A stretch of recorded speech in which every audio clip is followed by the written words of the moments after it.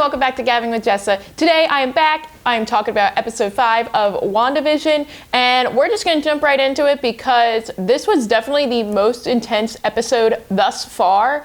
And also, just as a disclaimer, I've been saying in these past videos that they're only 6 episodes long. Apparently it's 9 episodes long, so we got a lot more to talk about. We're not done yet. Next Friday, or this upcoming Friday, is not the last Friday that we're going to be seeing Wanda and Vision on our TVs. So we start off as an 80s sitcom, just like we have in the previous episodes, except for episode 4.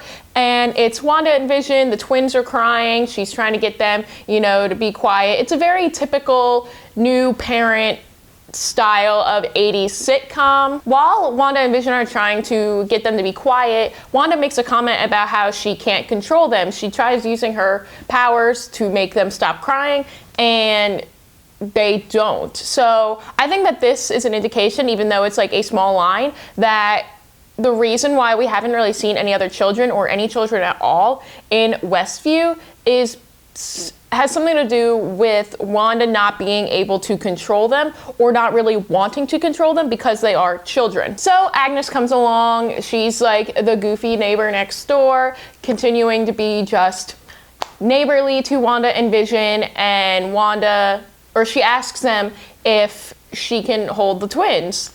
And Vision's being very new father, did you wash your hands? Did you do this? Maybe it's not the best idea. And then the most awkward moment comes. I didn't know how to react during this part because it just felt so awkward, because Agnes was like, okay, so you want to do that over again? She breaks character and is like, so should I come back in and should we try this again? Kind of as if they were filming the show and something went wrong and they need to, start the scene from the top again, but it's just really weird. So Vision notices that something weird is going on, and he's trying to talk to Wanda, being like, did you just see what I just saw? Because he knows this is not right. So he's like, what the heck is going on? And Wanda's like, nothing. It's just Agnes. And then they go over to check on the twins. The twins are no longer in their cribs. They've actually grown up from being infants to 5 years old. And Agnes makes a comment about being kids, you can't control what they do or who they are or anything like that. So we know that these kids now have some kind of powers because they were able to grow up from 0 to 5 years old. And then we get the intro, and there have been rumors going on for a little while saying that there would be some kind of Full House homage to Elizabeth Olsen, being the younger sister of the Olsen twins who were on Full House, a very popular 80s and 90s TV show. And during this intro, we do see them kind of running in the park, having a picnic in the playground in the park. And so that was a little Full House thing in there. And so that was a lot of fun. And I know that the intro also had other 80s TV shows. I think one of them was Growing Pains, where they showed different pictures of baby Elizabeth Olsen or baby Wanda and baby Vision, not baby Paul Bettany, baby Vision, which was terrifying but hilarious at the same time. And another TV show that I don't know off of the top of my head because of the painting in of the portrait. So it's another typical 80s TV show. The kids find a dog and they want to keep the dog. And so, it's just hilarity ensues, being oh, I just heard that bark. Which one of you barked? Kind of thing. And this is when we notice that Vision is starting to pick up on some things, because then they see the dog. Wanda and Vision are having a discussion about if they can keep the dog, and Agnes just walks on in, perfect timing, with a doghouse, and Vision's like, of course, here she is, right here, perfect with a doghouse. Wanda also starts using her powers in front of Agnes to make a dog collar, and Vision's like, dude, what are we doing?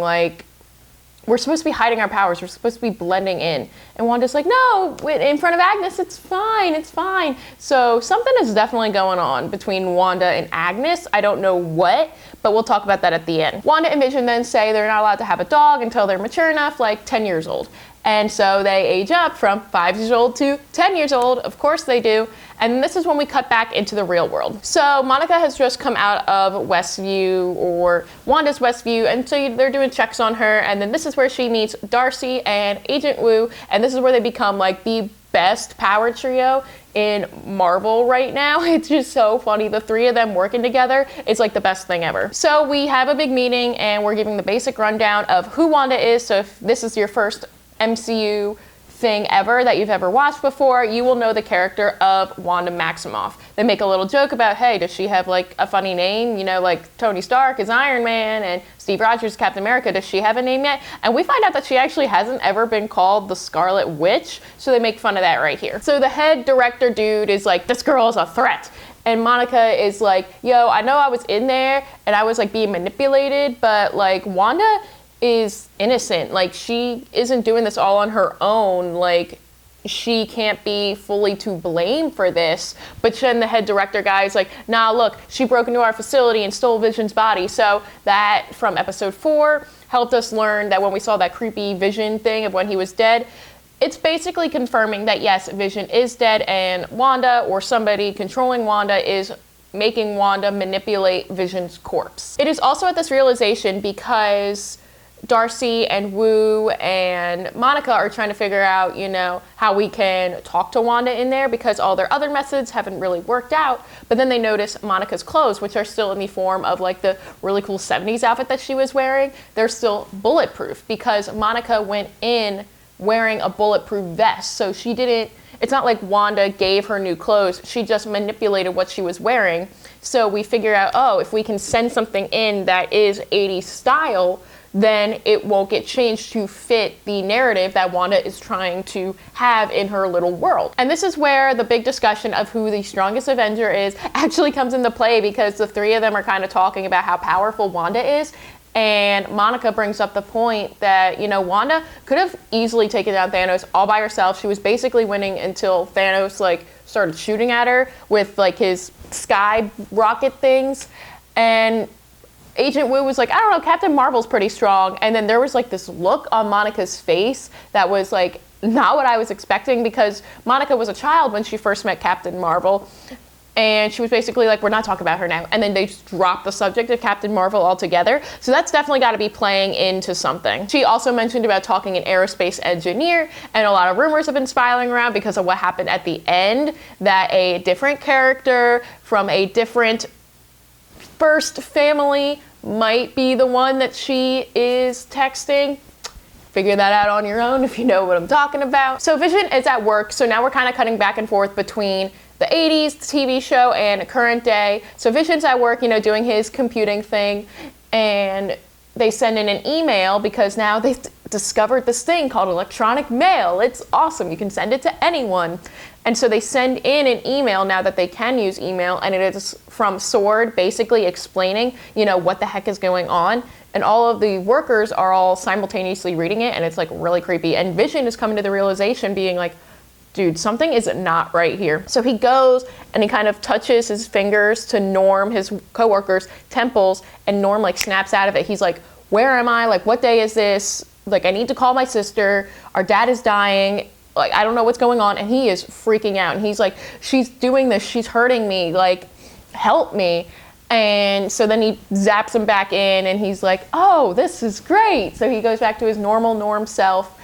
And see, this is when I started thinking, I don't know if it's completely Wanda, because he doesn't say Wanda is doing this. Monica did, but he is saying she is doing this. So I think that someone else is also helping Wanda control these innocent people. And I think that person is Agnes, and I'll talk about that at the end. But then they also send in a drone with 80s technology. Monica is controlling it, and the kids go outside. The dog actually runs outside as well.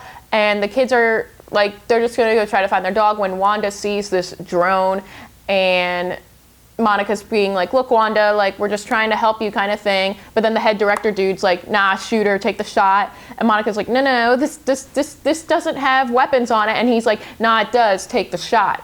And then everything kind of freezes.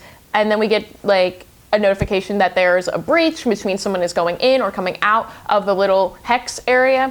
And it's Wanda in her Endgame outfit carrying the drone, and it's like, I think you left this in here, threw it. She was basically like, look, like, I'm happy, leave me alone. Like, this is what I want to do. Like, this is just me. And she is, it's a good point, but also Monica makes a good point as well, because she's trying to help her. Like, the head director dude has like all the guns like shooting at Wanda, but she isn't fazed like in the slightest bit. She just comes tramping on in and she's like, hello, you dropped this, whoo, now leave me alone. And it was awesome. She's like, and Monica is trying to explain to Wanda, like, you're hurting the individual people in there. And she's still like, nah, like, leave me alone. She tries to like blast her away again, but Monica's like, no, I know that you trust me. I helped you deliver your babies. Like, trust me on this. And then she's basically just like, leave me alone. And then she mind controls all the guys shooting the guns at her to shoot them at the director dude, tramps her way back inside and does not want to be bothered. And part of me is like, yes, girl, like, you do not listen, you do your own thing. But then the other part of me is like, why can't it just be like you, Vision, and your twins? Like, you don't really need anyone else there, especially if they're innocent people. And then we see a commercial, and it is the best commercial ever, and it is for Lagos paper towels for the mess you didn't mean to create, which is obviously a reference to the Lagos incident from the beginning of Captain America's Civil War, where she tried to help get rid of a suicide bomber, but then accidentally threw him into a building and caused a lot more damage than she intended to do. So that was a very funny commercial and I really enjoyed it. Okay, we're back in sitcom world. The two twins are trying to find their dog, and then they come up to Agnes's house, who has him wrapped all up in a little blanket, and she's like, oh, I tried to, like, save him. He was eating my azalea leaves, which I guess are poisonous. And like, I just couldn't, he had already eaten too many, I couldn't do anything about it, which is kind of sketchy to me because part of me is like, okay, dog being a dog. And then the other part of me is like, I don't trust you, Agnes. I do not trust Agnes at all. Like, we have no proof that what she is saying is true. And so I don't trust her in the slightest bit whatsoever. I think she may have killed the dog. Maybe it was honestly an honest mistake too, but she definitely did something to that dog in some way. So then comes the part, it's also very 80s sitcom. They have to have, one serious episode in there. And this one is Wanda talking about to her twins how, you can't reverse death once it's gone. You need to accept it, because she sees that the twins are probably about to age themselves up so they can accept this better, because whenever they are upset, that's when they've been aging, or something they want, that's when they've been aging, or when they've been around Agnes, that's when they've been aging. There's another thing to keep in the head. Then you realize it's like, well, she's kind of like talking to herself too, because she knows that Vision is dead and she can't bring him back to life, even though the kids the whole time are like, can't you just bring him back to life? And Agnes like, wait, you can do that? So like, there's a really big question on like, what the heck is going on? I don't think that Vision is alive. I do think that she is manipulating his corpse, but I don't know. There's just something weird about the kids either knowing that she can bring someone back to the dead. So this is also bringing into the point where I don't think that she can control the kids. So we come back home and Wanda and Vision are getting into a fight, and it's funny because the credits are rolling, but it's not like their acting is stopped. They just go into the other room and then they get into it. They get into this huge fight, and Vision brings up the point. He's like, I don't even know anything about me from before Westview. It's like, you're hurting Norm and everybody else. Like, are you controlling everyone? And Wanda's being like, no, what? Why do you think I'm not controlling everyone? And she's like, you think I'm like bringing them to their dentist appointments or, doing anything? And then Vision brings up the point being like, why are Tommy and Billy the only children here? And again, I think it's because she either believes that she shouldn't be doing this to children, manipulating them, and or that she can't control them. And so that's why there's no other children in Westview besides the two twins that she actually did create, because from our discussion earlier with Monica, they are real. It's not like that they're a figment of Wanda's manipulation or imagination or anything. They are real, and it was brought up because of the point, because of her 70s outfit being transformed into a 70s outfit from what she was wearing in what year are we in now? Is it 2023? I think so, because the snap happened in 2018, I think. And then we waited 5 years, so I think we're in 2023, I think. I'm still not really sure. So the doorbell rings, Wanda's like, look, I didn't do this. And Vision's like, oh, whatever. So Wanda goes to the door, and then I was not expecting this at all. So we see the back of the head, and it's like silver back of the hair. I'm like, ooh, we're bringing back Aaron Taylor Johnson. Yes, yes, yes. We're bringing back Quicksilver. But then we zoom to the front, and it's Evan Peters, the Quicksilver from the X-Men franchise, which after the episode was over, I legit had to look it up on my phone because I thought I was going crazy. I was like, no, wait, no, this isn't right. And so I looked up on my phone, can confirm, it is Evan Peters. You've probably seen many videos about it before. But what was interesting about this is that I don't think Wanda intentionally brought Evan Peters Quicksilver here. I don't think so, because what we've learned from like when Wanda was leaving, or when Monica got shot out from the Hex, we hear, oh, there's a security breach from the present day, the real world outside of Westview. And we heard that when Evan Peters showed up at the door. And so I think that someone else brought him in. I don't think Wanda brought him in, because the twins were asking earlier in the episode about how, like, oh, do you have a brother, Mom? And she's like, oh, like I do, he's very far away. And I know that some people sometimes talk about how, like, even if they have a relative or a loved one or family or friend or someone who's passed away, sometimes they do talk about it, especially to children in the present day, being like, oh, like, they're very far away from here. I don't know if you'll be able to see them. Just as an easier way before, because children don't really understand the concept of death, I don't think. And so having it explained to them like that, they're just very far away, makes more sense. So I think that someone is bringing Quicksilver in. I think it is Agnes or her husband, Ralph, that we never see. There's been a ton of theories. I can't claim this one as my own because I've heard this everywhere, that Ralph is actually the devil and that Agnes is the character Agatha from the comics, which I'm not very familiar with. But those two are sus, even though we've never seen Ralph before. I don't trust either of them. I think they brought him in for some reason, of which I am not sure what that is. I hope that Evan Peters is in more episodes. I would like to see it as more of just a quick cameo, and a $73.1 billion cameo at that. I want to see more from him, or more from any of the other characters that we could have potentially gotten because of this box being bought by Disney.